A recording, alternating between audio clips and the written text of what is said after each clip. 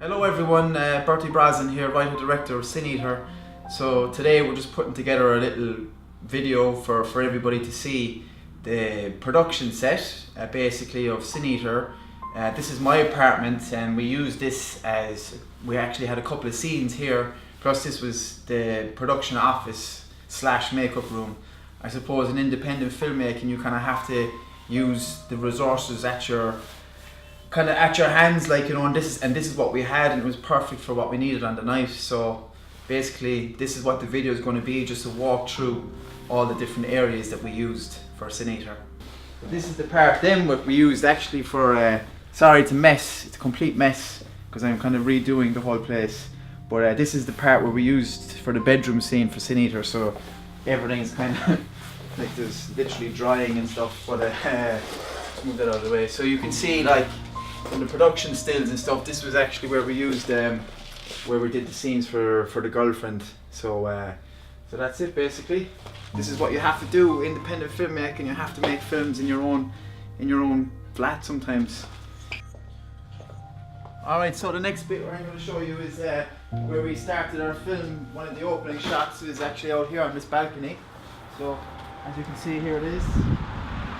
Majestic Chilean, a beautiful day. Coming into the spring, so we're really happy.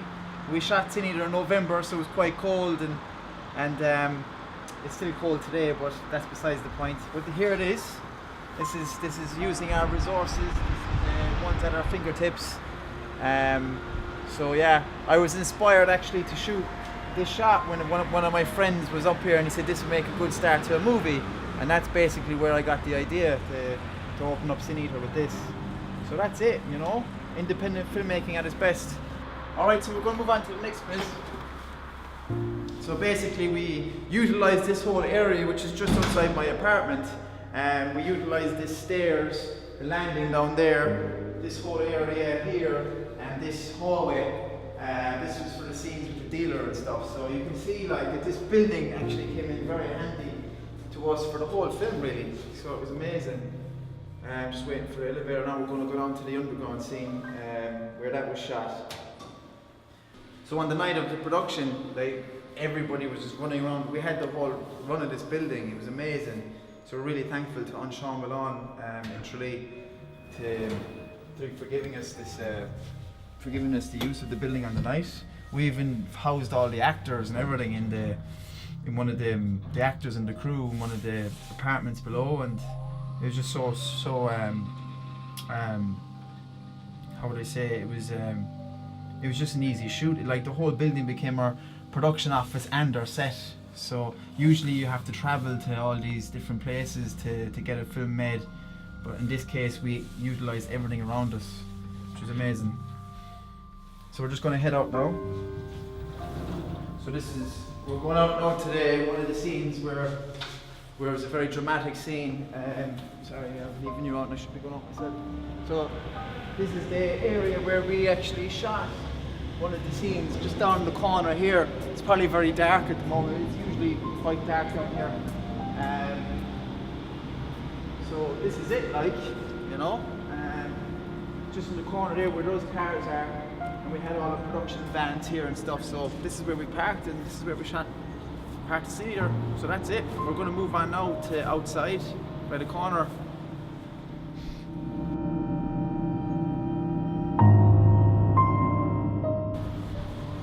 So here we are. We're still filming, and we're out in the street.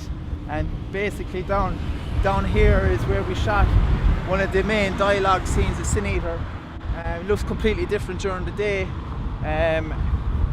It was a great scene, because we actually were very afraid, because this was one of the exterior scenes, and it actually threatened rain at several moments, but it never actually rained, and we were out here for about 2 or 3 hours, and so we were blessed really on the night, because it was that main chunk of action that we needed it not to rain, and it didn't. So that was amazing.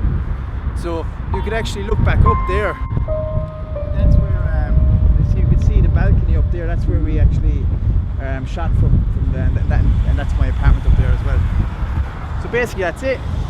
And inside here, the train station, we'll have a quick look at the train station. That's where Jack, the main character, came out as well.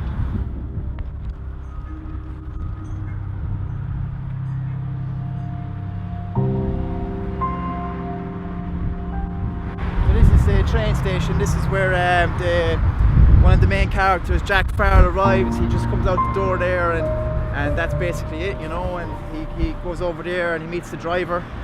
So basically that's the logline in the film. That the successful young man comes home and he's awaited by a mysterious driver, and this is basically where the film begins.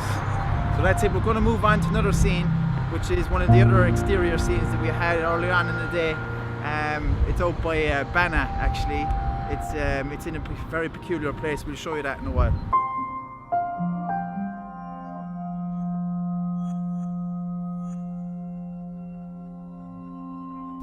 Okay, so here we are at the last location for this update video.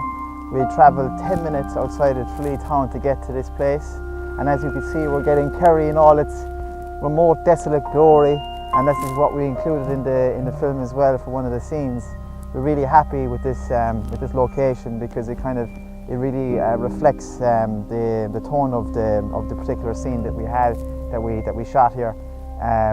It went very well on the day. When we came out here, we met the locals, and it was great. It was fantastic. It's only 10 minutes outside Tralee, so this is the only place outside of Tralee that we shot. Everything else was in Tralee itself. So this is it. This is the last bit, the last location, and we hope you enjoyed this update video, and we'll have some more to come. Take care.